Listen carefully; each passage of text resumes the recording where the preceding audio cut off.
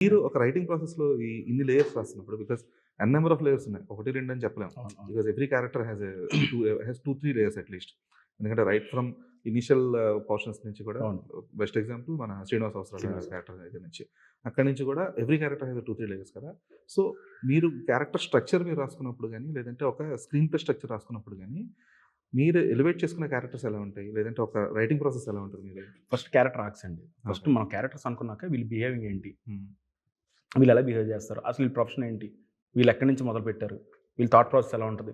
ఇలాగ మొత్తం అన్ని క్యారెక్టర్స్ ఆల్మోస్ట్ ఎంత 52 క్యారెక్టర్లు ఉన్నాయి. 52 క్యారెక్టర్లు రాశాను. ఓకే. రాసిన తర్వాత మెయిన్ మనకేంటి అంటే ఇప్పుడు కేటగిరీ ఏ, బీ, సి అని పెట్టుకొని హ్మ్. ఏ ఏంటి? బి ఏంటి? సి ఏంటి? ఓకే. వీటికి ఇన్ని లేయర్స్ ఉన్నాయి. ఈ లేయర్స్ ఉన్నాయి. ఈ లేయర్స్ ఉన్నాయి. ఓకే. సో, ఫస్ట్ వీళ్ళిద్దరిని కనెక్ట్ చేద్దాం. బీసీ. తర్వాత ఇవి ఏబీ. కనెక్ట్ చేద్దాం అని చెప్పి రాసుకున్నది. సో, అందుకే 6 ఎపిసోడ్‌లు అంత మ అంటే ఏంట్రా ఏంట్రా మీకు ట్విస్ట్‌లు, థ్రిల్‌లు అవి అవి ఎళ్ళాయి గానీ హ్మ్. లాస్ట్‌కొచ్చేసరికి ఇది చాలా టఫ్ ఇది. ఎందుకంటే అర్థం అవ్వలేదా ఒక చిన్న బ్లింకేసి ఎలా అన్నా ఫోన్‌లో చూస్తున్నాడు. ఫోనొచ్చినా ఆ టీవీ చూస్తున్నాడు. కరెంట్ పోయినా సరే అయిపోయింది ఔట్.